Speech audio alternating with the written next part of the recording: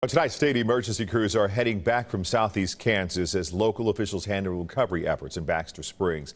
Today, we know that out of the homes that suffered heavy damage there, 75 are no longer livable.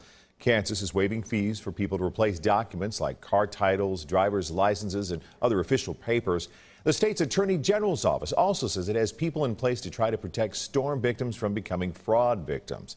And the Cherokee Health Department gave out tetanus shots today to those who needed them.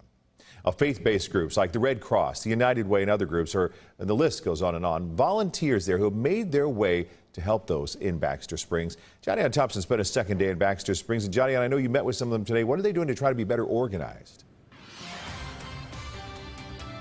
Well, that's exactly the point here today, Mark. We started our morning watching these people come in and find out, how they can get out and help. And today the city said, look, we don't need a lot of these cars on the streets. So they all gathered at a community center and they were taking buses in. There were 1,000 people who registered yesterday, and today was no different.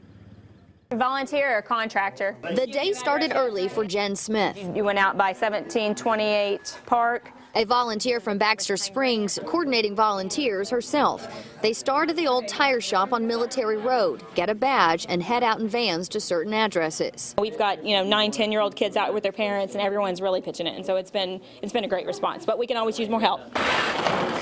Evan Schreiner is one of them. I heard people from all over the country came, and I wanted to help during the Joplin one, but couldn't get down. This is our first time inside of one of the devastated homes. A view of Military Street is now just rubble, and there's no roof. This is what volunteers are battling as it continues to rain. The thing is, Evan, who is helping clean up, is trying to salvage his grandma's house. This is the house my mom grew up in.